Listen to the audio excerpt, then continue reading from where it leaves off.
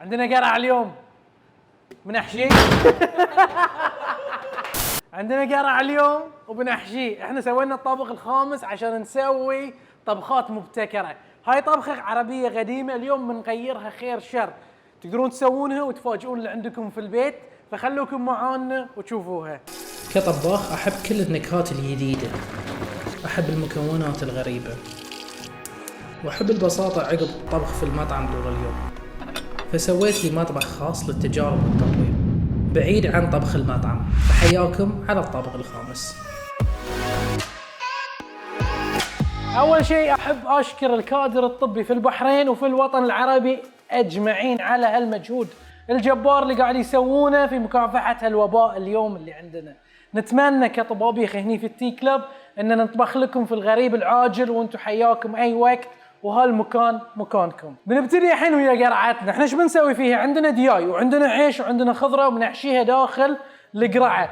حق نطبخ داخل القرعة نحتاج أول شيء إنه نطبخ العيش نص طبخة قبل لا نحطها في القرعة. لو عندنا مكونات زيادة مثلا لو سوينا توميتو صوص قبلها نقدر نحطها كامل داخل، ما يحتاج نطبخها نص طبخة. فأنا هاي العيش تقريبا كوبين وربع بغليهم نص طبخة في الماء الحار. ما عندي شيء هني إلا ماي حار بنزل في الجدر.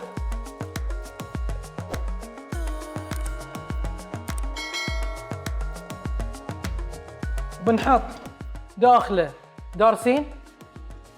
عندنا اللومي الأسود. اللومي الأسود كلش سهل، بس كسرهم في بعض، واحدة لازم بتكسر الثانية. خذ واحدة ثانية ورد سوي نفس الحركة، واحدة دائما بتكسر الثانية، بتطلع لك عندك لوميتين. فحطيناهم اوريدي داخل الماي. تقدرون تحطون اي توابل انتم تحبونها، هيل، مسمار، اي شيء انت عندك جو اهيد. هاي طبختك اكثر من هي طبختي. والحين بنبتدي نتبل الدياي. بسبب ان بنطبخ الدياي داخل البوبرة القراعة هني عندنا او البامكن على حسب المكان اللي انت موجود فيه، هي بتنطبخ بالبخار. فاول شيء نحتاجه ان نعطيها لون، فحق اللون بنعطيها كركم. عندنا البهارات الثانية اللي انا قاعد افكر فيها اليوم، ابي احط هيل مطحون، بحط فيها فليفلة حمراء شوي، وبحط فيها ملح. وعندنا الفلفل.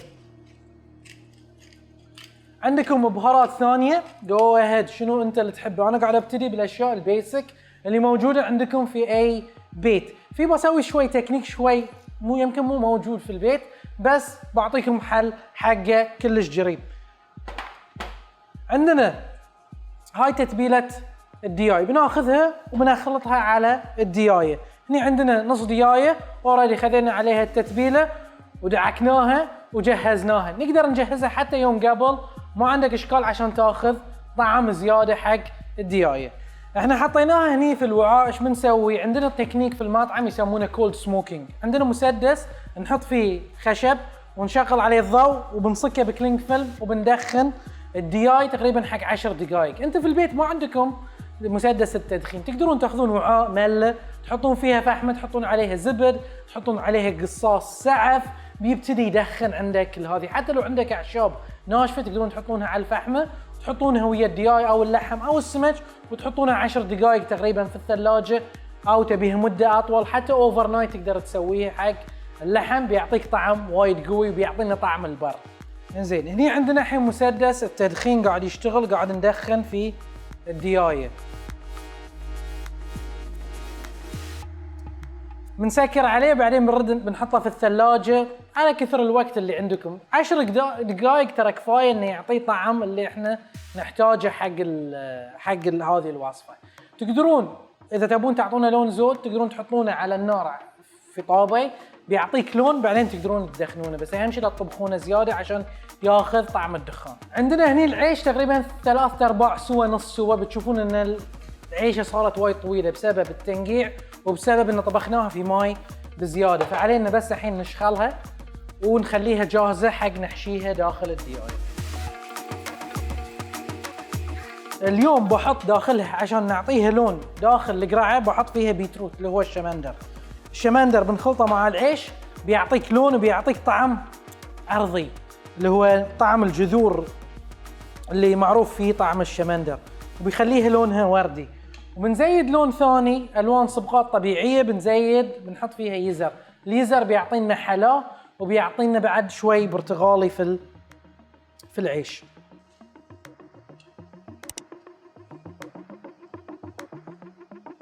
وبضيف عليه بعد شويه اعشاب بعد عشان يعطيني فريشنس داخل وقت الطباخ، وبيغير لي بعد، بيزيد لي اللاير من الفليفر اللي موجود داخل الطبخه.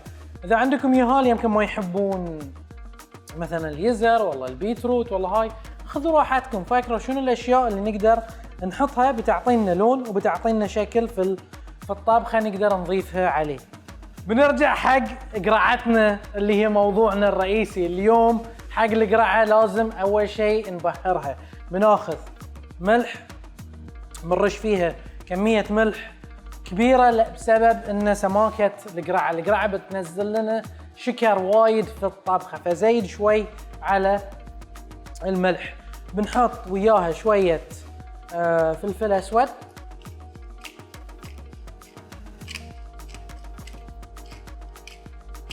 وبنحط داخل شويه زيت زيتون. دائما زيت زيتون حاولوا تحركونه عشان يروح على اكثر من مكان. حطوا كميه ما عندكم اشكال، وبعدين بكل بساطه بس علينا نقلبها عشان تروح في كل مكان.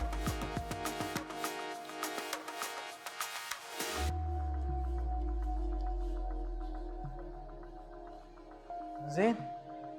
واخر شيء اليوم خاطره ازيد حموضه الطبخه. عندنا بسبب القرع في حلا، عندي اليزر في حلا، فانا فكرت بحط شويه دبس رمان داخل يعطيني تكستشر جديد، يعطيني شيء مختلف داخل الطبخه. فبحط تقريبا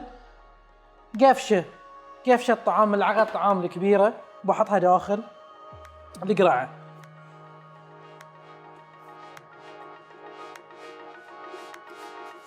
ونفس الشيء بعد بقعد اخلطها داخل عشان تاخذ الطعم. اهم شيء لا تنسون القرع وقت اللي تختارونه على حسب حجم القرعه. كمثال انتم عندكم قرعه متوسطه مثل هاللي عندي، وعندكم تبون تزيدون كميه العيش اللي موجود، تقدرون تحفرونها من داخل. بس احنا اليوم قاعد نطبخ تقريبا نص ديايه، فبنقدر ناخذ راحتنا في الطبخه. نقدر طريقتين هني نقدر نحط الدياي، يا ان نحط الدياي تحت داخل في القرعه ونحط العيش فوقه، او بالعكس نحط العيش وبعدين نحط الدياي. اليوم انا بسبب عندي العيش نص طبخه بحط الدياي تحت عشان ياخذ حراره العيش، وهاي يساعدني بعد في الطبخ. عقب 10 دقائق من حطينا الدخان، دخلنا اللحم او الدياي اللي عندنا، بنفتحه وبنحطه في القرعه.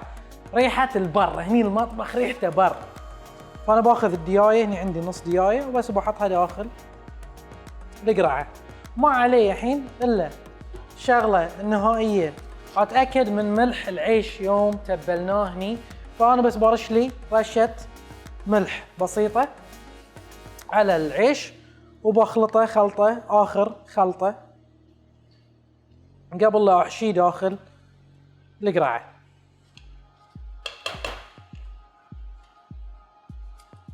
بنبتدي نحشي القرعه عادي.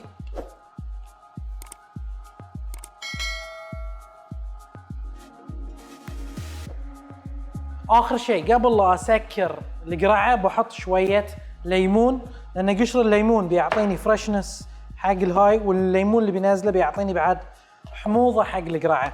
اوريدي حطينا دبس الرمان، اوريدي حطيناه في القرع، بس مثل ما قلت لكم القرع بيعطينا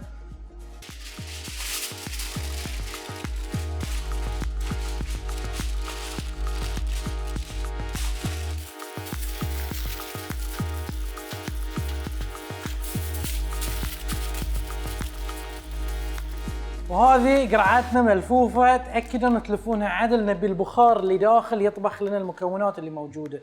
عندنا الدياي مو مطبوخ وعندنا القرع مو مطبوخ، فهذه في الساعه ونص القرع بيطبخ لنا الدياي، وحراره العيش اوريدي موجوده داخل، ونص طبخه، فان شاء الله كل شيء بيستوي بيكون لذيذ.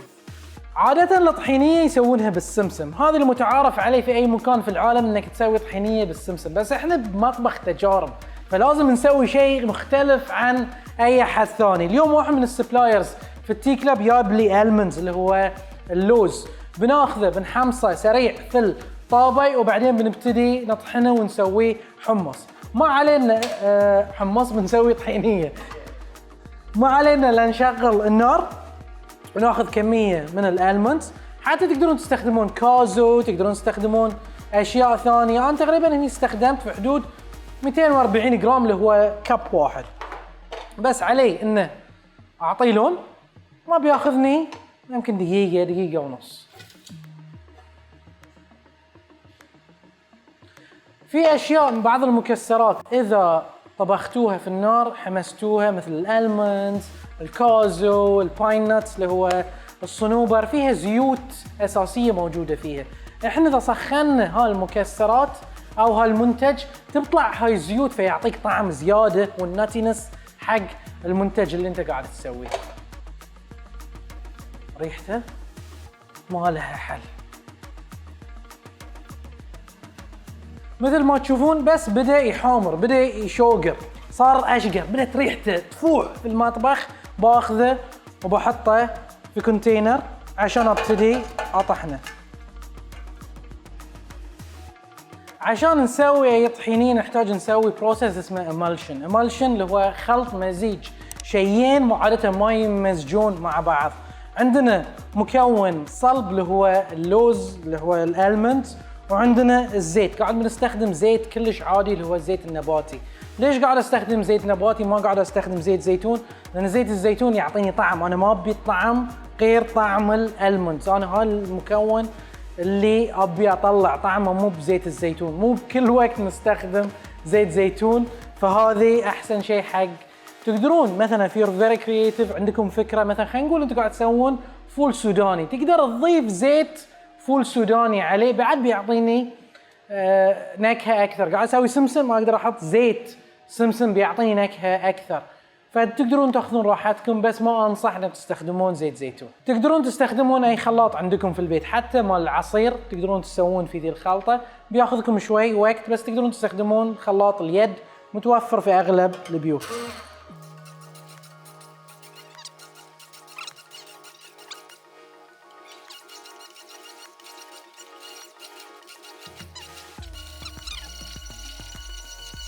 عقب ما ضفنا الزيت على الالموند طحناه ورشينا عليه رشه ملح. بنضيف عليه شويه ليمون حامض عشان لسانك يبتدي يتعرف على المذاقات. لسانك ما يعرف المذاق الا اذا كسراه بشيء ثاني، والليمون بيحفز لنا وبيزيد لنا النكهه في الطحينيه اللي سويناها من الالموند.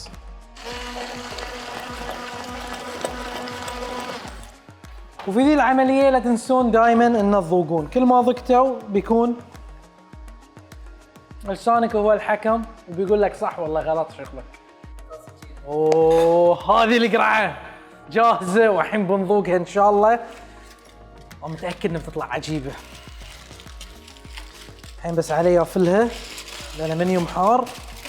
هذه عندنا الطبقه الاوليه وهذه الطبقه الرئيسيه. شوف شوف شوف شوف الدخان ما شاء الله تبارك الرحمن. شو القرعه رطبه صايره حاره ما شاء الله تبارك الرحمن. علينا الحين نفتحها. يا سلام يا سلام، شيء مو طبيعي القرعه. الحين بس علينا ان نقصها. شوف شلون بكل سهوله تنقص. نفتحها كذي. الحلو الحين بتصير كأنها زبد. شوفوا الالوان بسبب البيتروت بسبب اليزر اللي حطيناه، الوانها ورديه صايره من داخل. وهذه اللومي نثره. العيش مطبوخ نطلع بس وين الدياي وين الدياي وين الدياي. وهذه عندنا نص الديايه كاهي موجوده داخل، نجيبها فوق مثل ما تشوفون الديايه مستويه. اذا تبون تعطونها لون زياده تقدرون تحطونها قبل لا تحطونها داخل القرعه، تقدرون تقلونها تعطونها بس لون سريع وبعدين تاكلونها. بس هذه مثل ما هي الطبخه ما لها حل. عندنا الصوص، هاي الصوص اللي سويناه الالمند المكسرات بيعطينا ليفل جديد من الطعام. احس يبي له بس شويه صماق بنحط عليه يعطينا لون ويعطينا حموضه زياده في الطبخه. ما علينا الحين الا ناكل بالخمس، وعليكم بالعافيه، وان شاء الله عجبتكم هاي الحلقه. نشوفكم مره ثانيه، لا تنسون تسوون لايك وسبسكرايب وشير، اهم شيء سبسكرايب. والسلام عليكم ونشوفكم على خير.